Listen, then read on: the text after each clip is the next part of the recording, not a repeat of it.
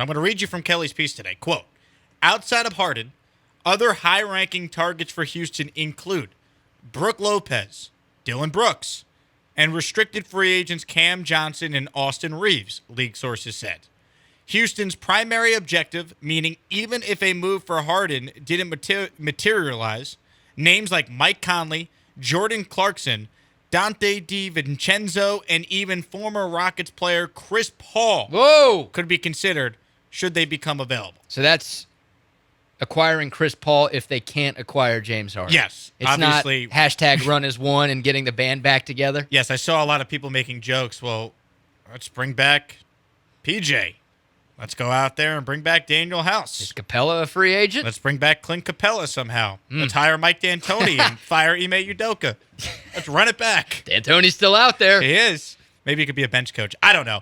But the Harden stuff, I mean, you nailed it. Like, we've been told this a million times from a variety of different people. The Rockets want James Harden. The question is, does James Harden want them?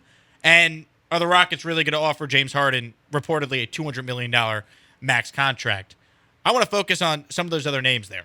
Let's say they do get Harden for the sake of this conversation. Okay. The other names that Kelly writes in the story: Brook Lopez, Dylan Brooks, restricted free agents Cam Johnson and Austin Reeves. That means the Rockets could offer them a contract, and the teams they're currently on have a right to match the contract offer. Any of those names excite you? Well, first and foremost, I like hearing that there's more to the Rockets' plan than just James Harden. Yes. Right? It That's a good can't point. be Harden, and that's it. We've talked about that a lot. Like, a team with James Harden and last year's Rockets roster isn't doing anything. They're winning more games than they did a season ago, but they're not a playoff contender. They're not even a play-in contender. They need more than just James Harden this offseason. That's obvious. You don't need me to tell you that. But I'm on board with a few of those guys. I mean, I think Cam Johnson is my favorite of those four. He's a really good 3-and-D player. He's only 27 years old. He was really good for Phoenix and did some good things for Brooklyn after he was a part of the Kevin Durant trade midway through last season. The problem is, as you mentioned, he's a restricted free agent. So I don't know if Brooklyn wants to let him go because I'm sure they feel the same way about him as I do. Like, oh, he's a solid player in his 20s. His game might be getting better. And he's a guy who, well, even though we might not be trying to win right away because we traded Durant, we don't have Kyrie or James Harden anymore, and we've got 1 million draft picks over the next few years, he's a guy that we could kind of build around, and he could be a nice role player and be a part of our team for a number of years. So I don't know if Cam Johnson's really available, but I'm interested in him. And I'd probably put Brook Lopez second on that list. He's 35, so if you're anti-Brook Lopez, I understand that because the Rockets are incredibly young and doesn't feel like they're going to be winning anything over the next couple of years. But, I mean, Brook Lopez is a really, really good three-point shooter. You can never have enough of those. And he's also a great defender.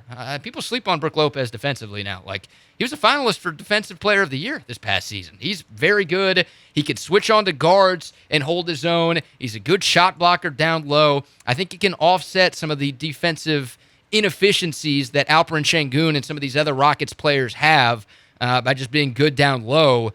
There's a lot to like about Brook Lopez's game. Now, he's another one of those guys. He's unrestricted, so Milwaukee can't match, but contending teams are going to be going after Brook Lopez because they like everything that I just talked about, right? He's a very, very valuable piece. I've always thought he's been underrated over the course of his career, and he hasn't really slowed down despite his age. So if the Rockets want him, there's probably going to be a bad team tax involved because I assume Brook Lopez is going to get courted by some contending teams and reason to believe he'd want to go there instead. But, yeah, those two guys I'd be on board with James Harden and obviously with the pieces that the Rockets already have right now.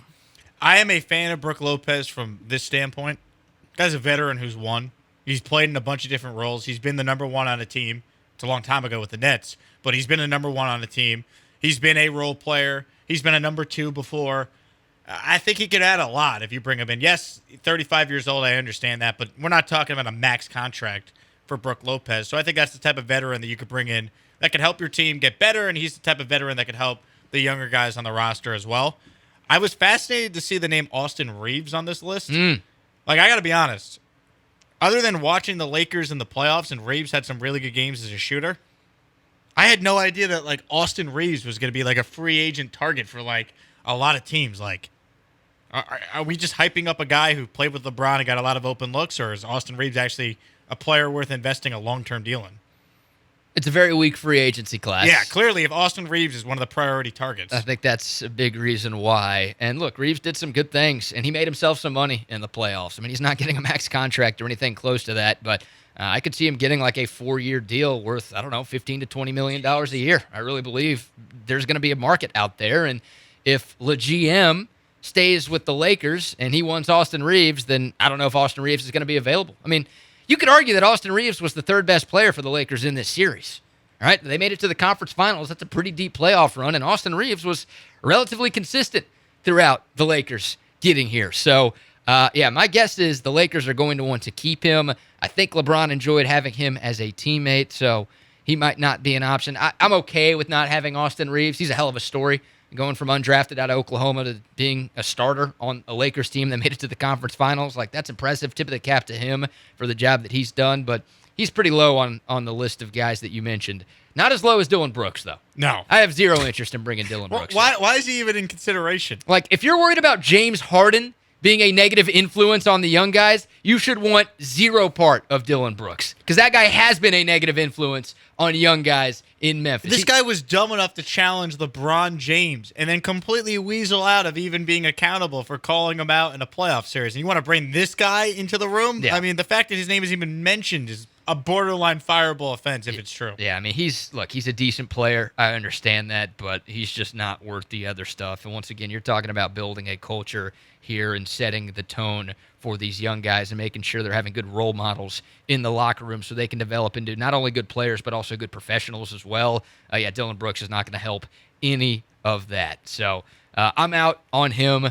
I'll take my chances on a different 3-and-D guy over Dillon Brooks. But once again, I like that they've got other plans. At this point, Jake, I'd be surprised if James Harden doesn't sign here. I really would. I know other teams are going to be interested, and other teams are going to make offers, and there might be some sort of bidding war out there, but I think there's kind of been an under-the-table agreement that this is going to go down, and the Rockets are ultimately going to be the team that lands James Harden. At this point, I'd be surprised if he's not here. So I think the rest of the Rockets offseason will become, okay, what do they do around him? Real quick, what do you make of Chris Paul even being mentioned as a possible option if they don't get Harden? They clearly want a point guard. I respect that. I understand that. They need a true point guard, I believe, to maximize some of the young talent they have on this team. But Chris Paul, really? You think Chris Paul wants to come back here and what? Help this team maybe be an 8 seed next year, best case scenario? To me, it doesn't fit. I don't know. He's not a free agent, right? You would have to trade for him. Yeah. And the Suns, the theory there is they might want to unload his contract, and the Rockets could use their cap space and take it on. Yeah, the Rockets shouldn't be giving up young players for Chris Paul at this stage in his career, and I don't think the Suns want draft picks based on where they are as a team right now. So it doesn't make a whole lot of sense to go down that road. What's gone is gone. The ship has sailed. Should have kept Chris Paul for another year the first time they got rid of him. Now I'm good on bringing him back.